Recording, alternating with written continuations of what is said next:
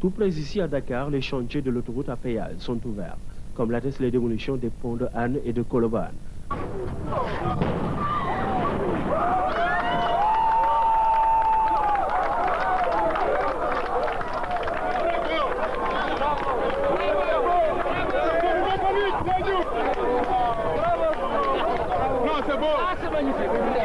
Avec comme maître d'ouvrage délégué l'APIX. Il y a des innovations dans ce pays.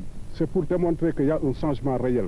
C'est pour démontrer que, par exemple, le président de la République est en train de faire de grandes choses, suivies de près par son Premier ministre. Et ça, c'est très important.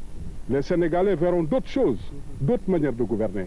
Et donc, c'est ça en question. Nous avons terminé avec Hann. Et donc, le pont de Colobane vient de subir le même sort, mais avec une autre méthode beaucoup plus spectaculaire.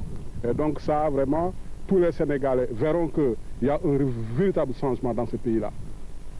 La bataille du chef de l'État pour les infrastructures est réelle, on le vit, mais vous, à votre niveau, quelle réflexion cela vous inspire?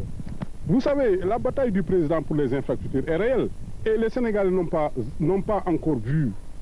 Parce que si on termine avec l'autoroute, donc Dakar-Diamniadio, il y a donc la corniche entre la Patte d'Oie et l'aéroport, donc 2 fois 3 voies, et l'échangeur du CICES aussi. Et donc il y aura encore les travaux qui sont managés dans le cadre de l'OCI. Tout ça font que Dakar est en chantier actuellement. Ce tronçon d'autoroute va être élargi de 2 fois 2 voies actuelles à 2 fois 3 voies. Donc il est évident que l'ancien pont, même à part sa vétusté en termes de capacité, ne peut pas soutenir la nouvelle infrastructure. Donc c'était normal de le démolir pour pouvoir réaliser un pont de capacité et aux normes autoroutières. L'ensemble du tronçon va durer 20 mois et les échangeurs 10 mois. Loin de la capitale, la route Matam-Linguère, qui reçoit en ce moment ses premiers coups de pioche, et d'autres projets d'envergure touchent la mobilité urbaine, véritable casse-tête des populations dakaroises. Peu à peu, cette équation se résout, grâce en partie par la mise en place d'échangeurs et du renforcement du parc automobile de Dakar Dem Dik et du renouvellement du parc des cars rapides. Par de nouveaux bus Tata plus confortables et répondant à des normes de sécurité impeccables.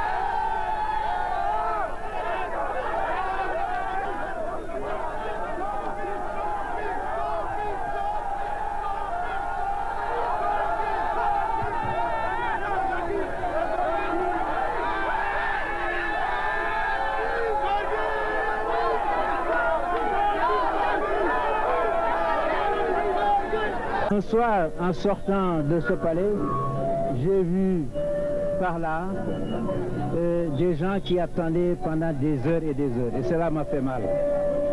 C'est là où je me suis dit qu'il fallait résoudre ce problème. Mais l'État n'avait pas d'argent. C'est là où j'ai conçu, les bus d'occasion que je suis allé chercher en France. Et pendant 2-3 ans, ils ont pu résoudre un peu le problème de la circulation en attendant les nouveaux bus Dakar Dem Dik, dont je suis très fier, parce qu'ils changent complètement le paysage de Dakar. La deuxième étape, maintenant, est constituée par ces cars que vous voyez. Ils remplacent les cars rapides, ils remplacent les Ndiaganiaï. Je crois que ce que nous avons fait là, c'est digne d'un pays moderne. Mais nous, on ne s'arrête pas là. Là, vous avez vu une centaine de bus. Au total, il y en aura 600 qui vont circuler comme ça dans le Sénégal. Et bientôt, nous aurons les autobus climatisés, intervilles. Dakar, Kaolack, etc., Ziguinchor. Mais il y a la grande étape des taxis. Je vais changer aussi les taxis. D'ores et déjà, j'ai demandé qu'on réfléchisse sur la couleur des taxis. Les taxis alors, sont des milliers. Alors, je pense que dès lors que nous avons de belles routes bien goudronnées, de beaux véhicules de transport public, nous aurons résolu un grand problème. Mais évidemment, il y a la circulation elle-même, la circulation dans Dakar que nous sommes en train de résoudre par l'autoroute et par différentes autres voies.